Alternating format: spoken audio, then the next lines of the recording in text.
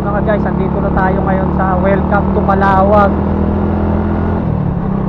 Unti-unti nakarating din naman tayo sa pupuntahan natin.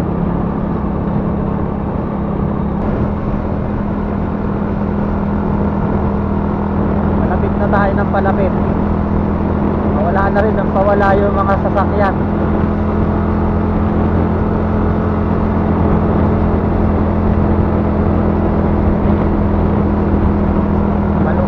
Palungkot na.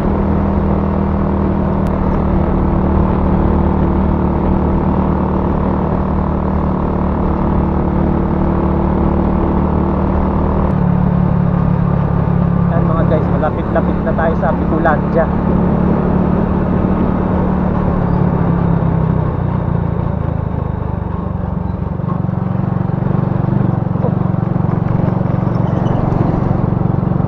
Nasa gateway to Bicolandia na tayo. Mamaya tayo magta-time check dun pagdating sa may sa may boundary ng Camarines Norte.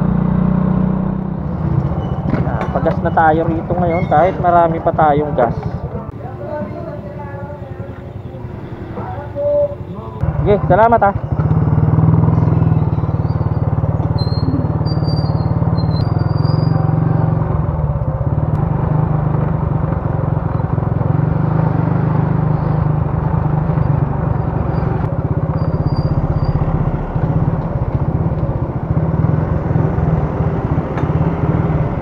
Sabi nila, labas-pasok na lang daw yung mga tao dito.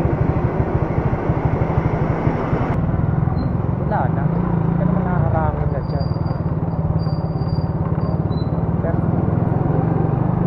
Oh, sabi ko sa'yo.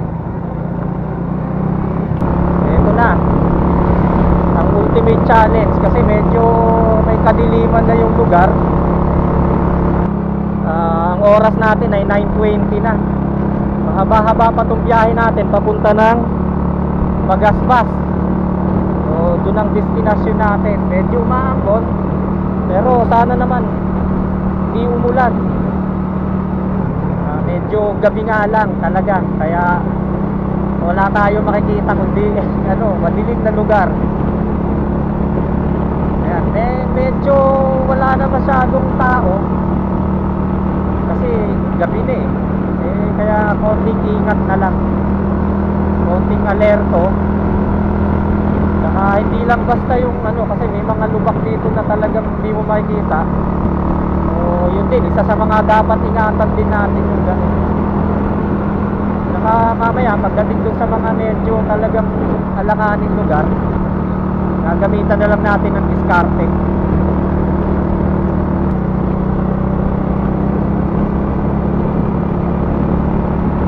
Solo ride na kami ngayon dito. Talagang konting-konti na lang talaga yung mga nakakasabay namin. Wala na nga kami halos makasabay konting na lang yung nakakasalubong namin.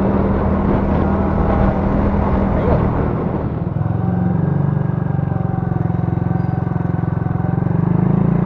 Ayan mga guys, katatapos lang namin magpagasolina dito sa loob ng Camarines Norte.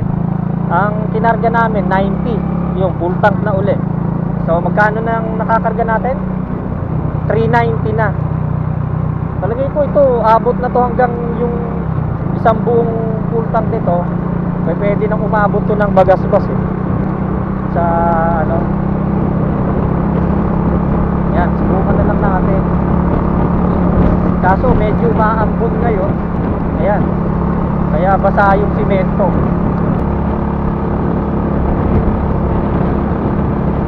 Camarines Norte Midnight Ride Edition. Yun ang pamagat nitong ride natin ngayon ganda tingnan mo. Sayang pwede sana tayo sarado. Pwede naman tayong magpahinga kasi nandito na rin naman tayo sa loob ng Camarines Norte. Pwede tayo maghanap na mapagpapahingahan natin dito. Or kung gusto mo sagarin natin diretso doon na mismong destinasyon natin, kaya-kaya naman kasi hindi na ganun kalayo to.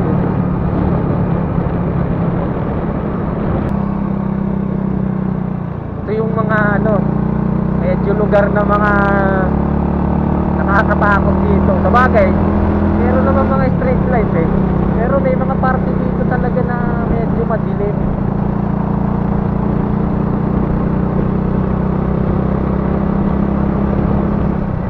Tapos wala na rin naman kami kasabay bumiyahe. Ayun, sabagay, ganun talaga eh.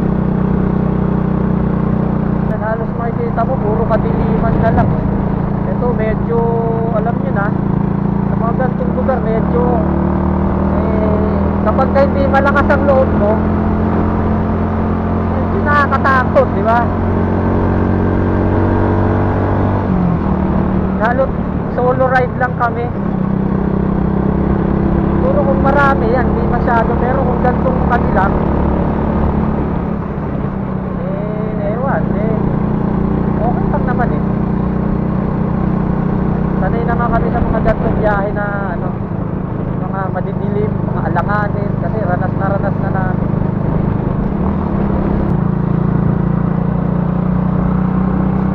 Yan mga guys, ito ang problema namin ngayon. Medyo pabugso-bugso yung ulan. Minsan meron, minsan wala. Ayan, kanina inabot kami ng konti, kaya nakapagpahinga kami.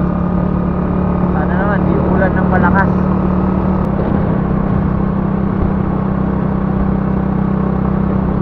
Ayan mga guys, oh, ganda ng ilaw. Ngayon meron kami pang ilan-ilan na nakakasabay dito. Medyo pakiramdaman na lang eh. Kailangan talaga matalas ang pakiramdam mo sa mga nakakasabay mo. Kumbaga, syempre sabi nga nila eh, kailangan yung level ng ano mo, lagi kang nasa yung parang mapagmasid ka, tsaka yung mapaghinala ka. Kasi hindi naman masama yung ganun.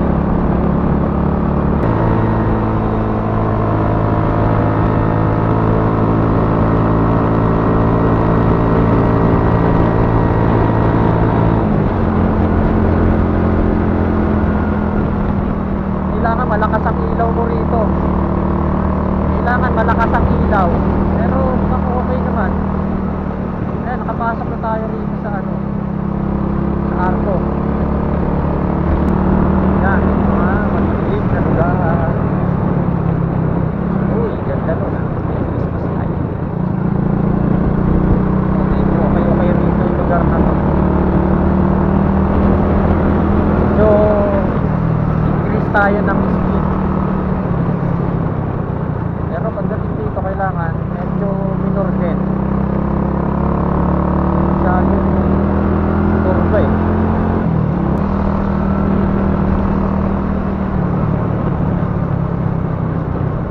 Diba? Kaya mga guys, wala na talagang kasalubong, wala rin kasabay.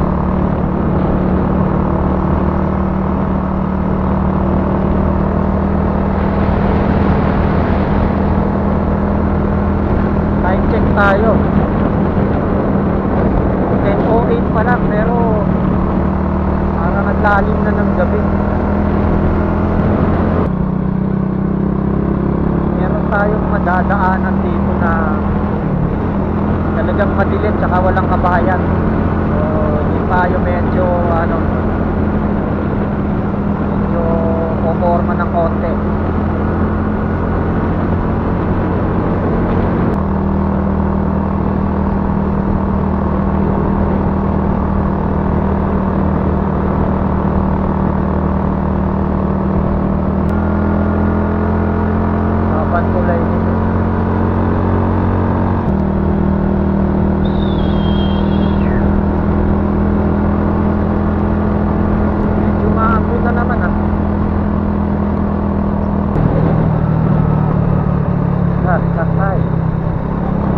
Maraming sigsag dito talaga.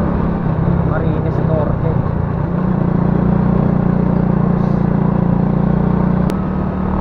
Habang dumidilim, lalong nagiging exciting ang biyahe. Habang lumalalim ang gabi.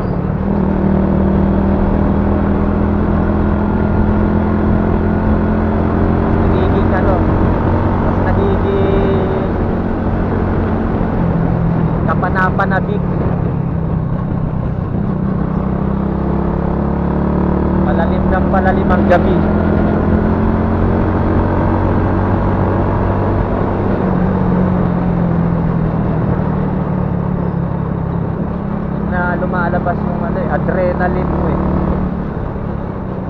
ka-ski.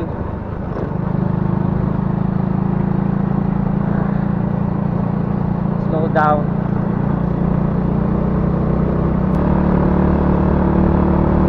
Mas malalim na yung gabi. Mamaya na tayo mag time check sa may ano, saan tayo mag-i-stop over.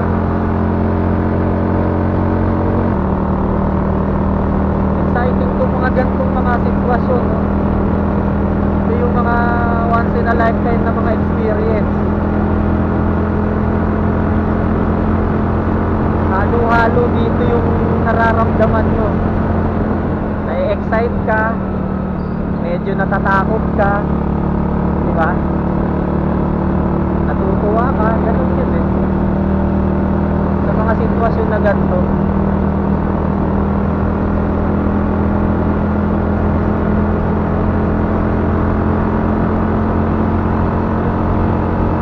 Ito, hilig kasi natin eh. Tayong dalawa lang lagi magkasama sa mga, ay shit, what the f***, ano yun?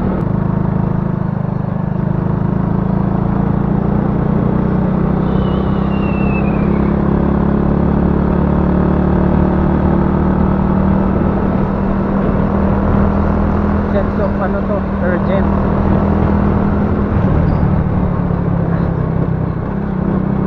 Sumaambon na naman, pero palagay ko naman, di lalakas yan, may mga bituin. Huwag muna ngayon. Hirap bumiyahe rito pag umuulan.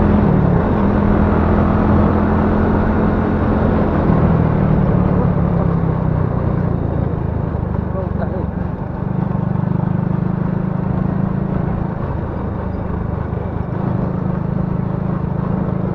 Ulan pa.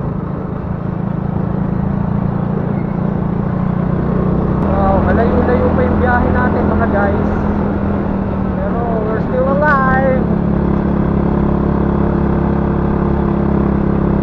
Kailangan hindi kami antukin para makarating kami dun sa lugar na dapat namin puntahan, kasi dito wala tayong mapagpapahingahan dito sa lugar na to.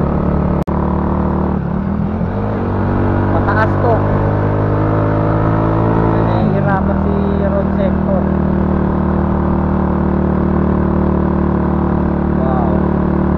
Wow.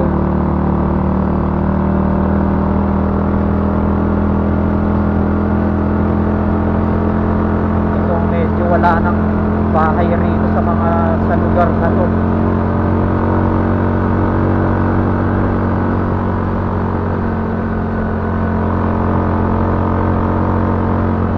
Ayan, at least kahit pa paano meron din.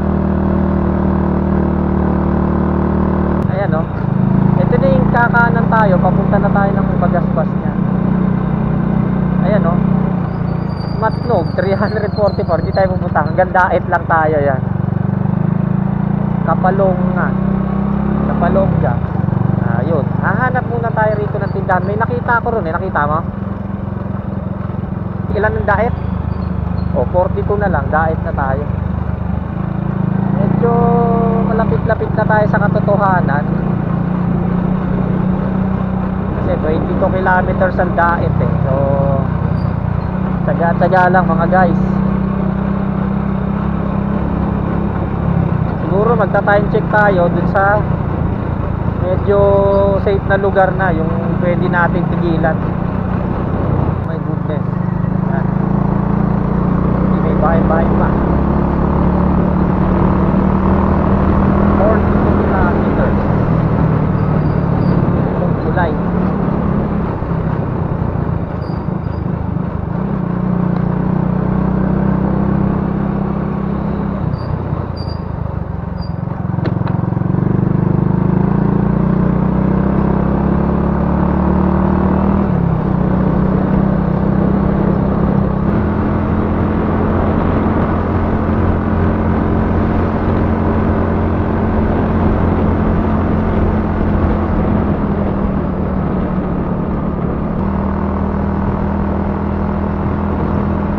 May ilaw tayo, kung wala, ako, sobrang dilim.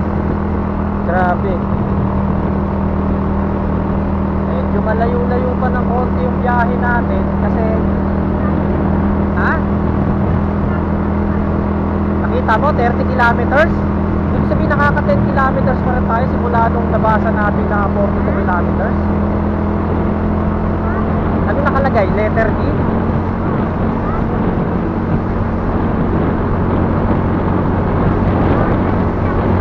30 kilometers pa. Okay na yun, madali na yun. Taglit na lang yun. Woohoo! Dire-diretso lang ang biyahe namin. Sige, subukan natin mag-time check. Tingnan natin kung anong oras na. Ang time check natin ay 11:10. Yun. Tapos nasa 20 plus kilometers pa yung tatakbo natin. Papuntang Daet pa lang yun. Puro ang dating natin doon mga alas 12 sa Daet.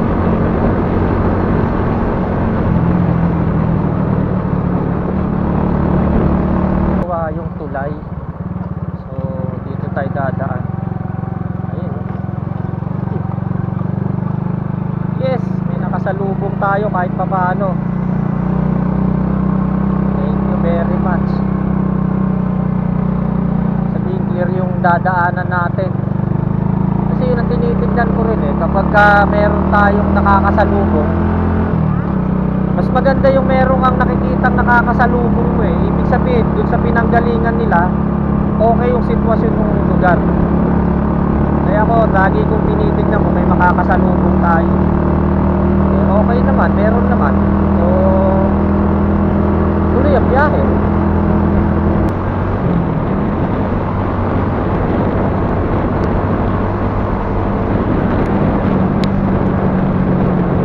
Galing lang sa puno yun.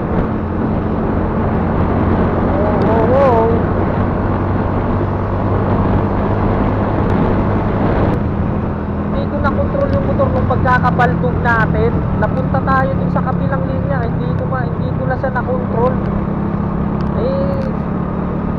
Swerte natin, wala tayong kasalubong. Ito na, dilim.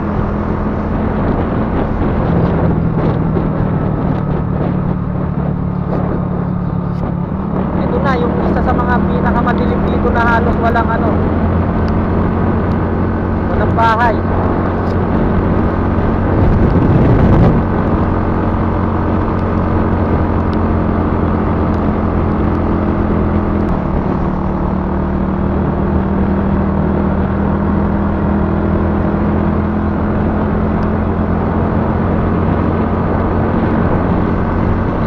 Past na.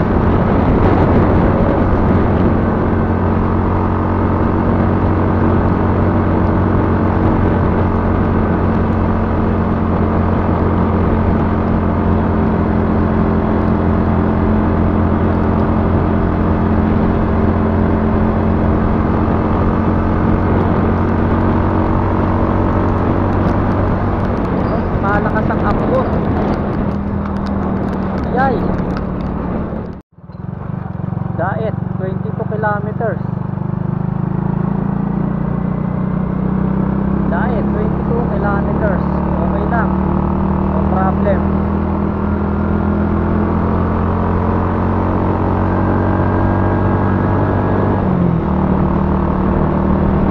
Kaya-kaya na yan. Malapit na yan.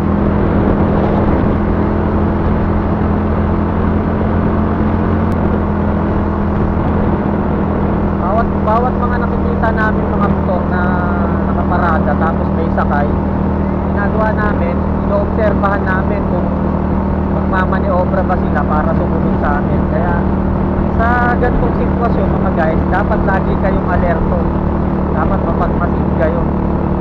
Tinitignan nyo yung mga posibleng mga threat, di ba? Hindi naman maging masama minsan maging maging tamang hinala kasi kailangan din naman natin ganun. So papakiramdaman mo kahit yung mga nakamotor na mga nakakasabay mo ganun. So yung motor na mga nadadaanan mo nakaparada, yan, papakiramdaman mo sila lalo sa mga ganitong sitwasyon.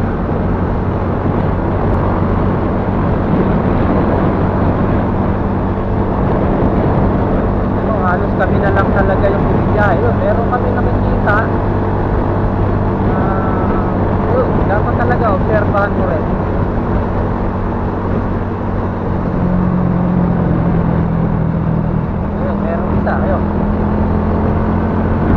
ano kung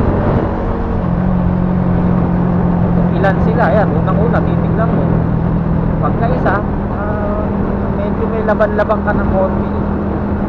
Tapos pakiramdaman mo kung biglang bumabagal o tumutulit. Yun, tulad nito, medyo bumabagal, obserbahan mo siya kung overtake pa tayo o hindi. Natin overtake tayo.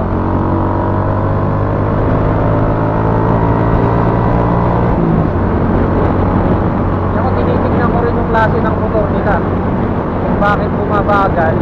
Kung matulid naman yung motor nila, yan, kaya nila tayong mabulit kasi mabagal lang naman yung motor natin. Hindi naman, okay naman. Hanggang pinauna lang tayo. Anong lugar to? Teka saan na tayo? Hindi, dito papunta na ng ano to, papunta na ng Daet ko. Yan, may arko. Ha? Ano nakalagay? O yun, kaya nga dire-diretso lang tayo. Ito yung bayan niya ng Labo.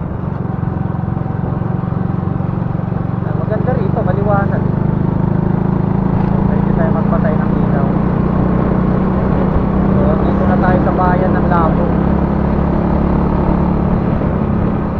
Ganda nila eh. Oh shit, nandito na kami, malapit lang kami sa Daet.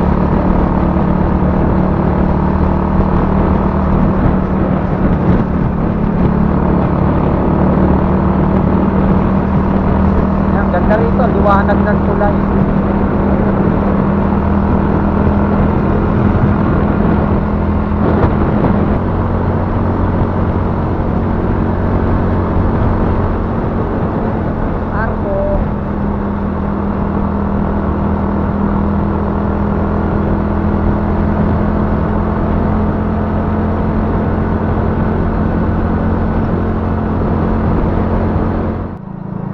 Daet 5 kilometers na lang. So malapit na.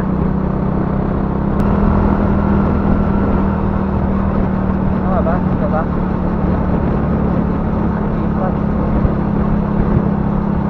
Okay, slow down tayo mga guys. Dali, almost na nandun na tayo sa destination natin. Medyo konting tiyaga na lang, nasa Daet na tayo. Ito yung papunta ng Matnog, alam ko eh, yung dinaanan natin. Ayan, Matnog. Ayan o, Matnog o. Dito tayo sa Daet. Legazpi yun doon, pagpupunta ka. Ito, papunta tayo ng Bagasbas. Ito na pala yung arko, ayun, nakikita ko na arko ng Daet. Yehey! Ito na tayo.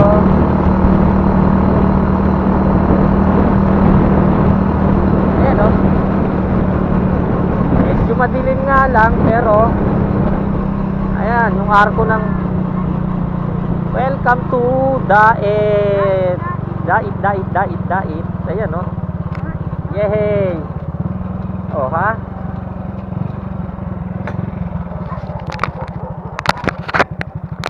Ayan mga guys, oh. Nandito na kami ngayon sa Daet. Kaway naman tayo dyan. Ayun oh, hello.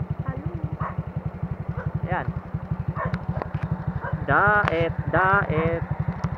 Okay, diretso na tayo uli.